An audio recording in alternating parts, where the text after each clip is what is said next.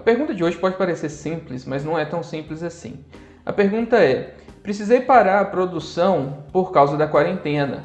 Eu posso parar de depreciar o ativo durante esse período? Gente, vamos lá. Por que eu falo que a pergunta não é tão simples? Porque alguns detalhes precisam ser analisados.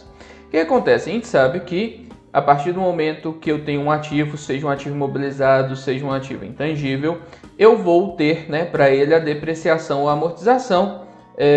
Eu fiz um vídeo a respeito de depreciação, explicando detalhes. Eu vou deixar o vídeo na descrição, vou colocar a abinha do vídeo aqui para poder você assistir esse vídeo, porque lá eu falo com detalhes a respeito da depreciação.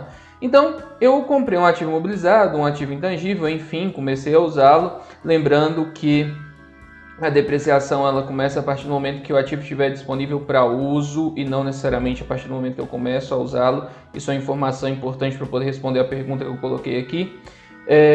E aí eu deprecio esse ativo ao longo da vida dele. Ok, em função dessa situação agora, eu parei a produção, mandei os funcionários para casa, meus ativos continuam depreciando. E aí? Eu continuo reconhecendo a depreciação, continuo reconhecendo a despesa de depreciação, que vai ter impacto no resultado, vai ter um impacto econômico, ou eu paro de depreciar? Por que eu estou falando que a questão não é tão simples, gente? Porque vai depender, do método de depreciação utilizado. De uma maneira bem prática, a resposta para essa pergunta é não. Você não pode parar de depreciar o ativo. Por que você não pode parar? Como eu acabei de dizer, o ativo ele começa a ser depreciado a partir do momento em que ele está disponível para uso. A partir do momento que ele está disponível para uso, eu vou depreciando ele ao longo da vida dele. E o fato de eu retirá-lo de uso não faz com que ele deixe de ser depreciado. Ou seja, a despesa de depreciação continua correndo. Só que no vídeo que eu comentei, que eu coloquei aqui na descrição, se você quiser assistir o vídeo para poder entender melhor, eu digo que, porque a norma diz, não sou eu que digo, a norma diz que a gente tem 3 métodos possíveis de depreciação. A gente tem o método linear, a gente tem o método de produção, por unidades produzidas, e a gente tem o método dos saldos decrescentes. E aí, gente, é o seguinte, se eu estou falando do método linear, o que eu faço? Eu tenho a vida do ativo, eu pego a vida desse ativo e vou depreciar linearmente o ativo durante essa vida útil econômica dele. Nos saldos decrescentes, eu vou considerar que ele vai ter uma depreciação maior no período inicial e uma depreciação menor na proporção em que o tempo vai passando, ou seja, ele tem um volume maior de depreciação no início da sua vida.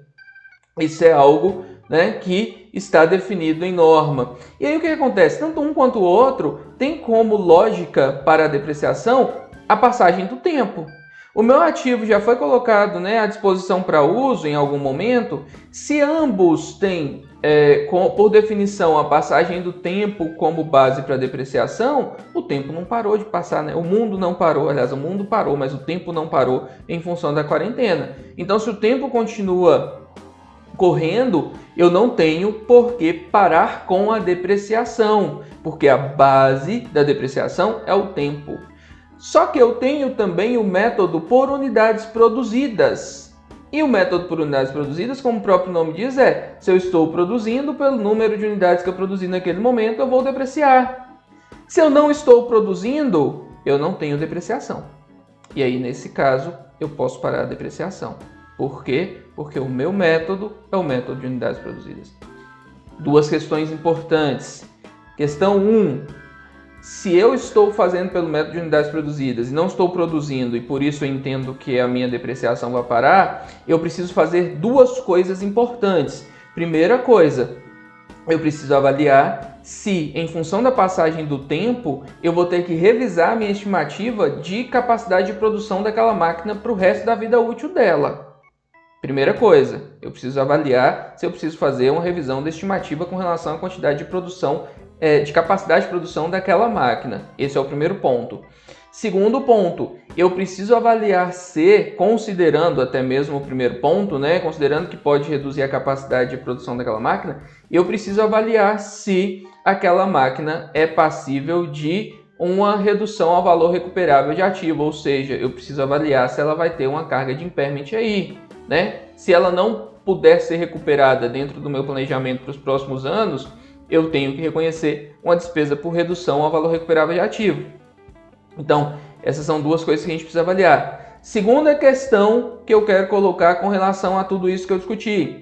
Se eu utilizo ou o método linear ou o método dos saldos decrescentes, que leva em consideração o tempo para depreciação, eu não posso simplesmente agora, por conveniência, mudar a minha política de depreciação para unidades produzidas só para conseguir parar a depreciação agora, né? A gente sabe que a contabilidade não leva em consideração, não pode levar em consideração a conveniência. Ela tem que ser consistente de acordo com a realidade do negócio.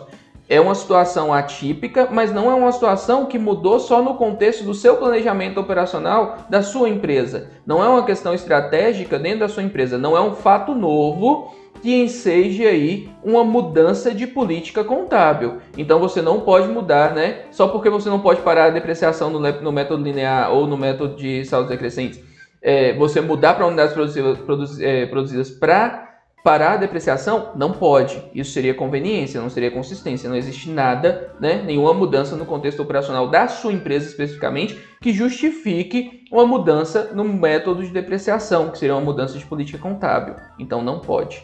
Certo, gente?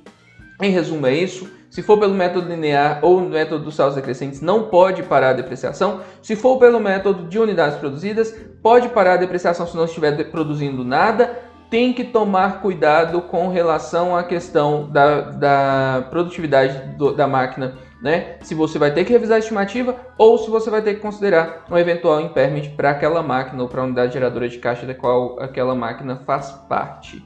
Certo, gente? Vídeo rápido só para explicar essa questão de depreciação. O outro vídeo que eu comentei vai ficar na descrição, vou colocar a abazinha aqui também para poder você assistir. Por enquanto é isso. Se você gostou, clica no gostei, se inscreve no canal. Vou trazer outros vídeos no futuro. Obrigado, um abraço, tchau.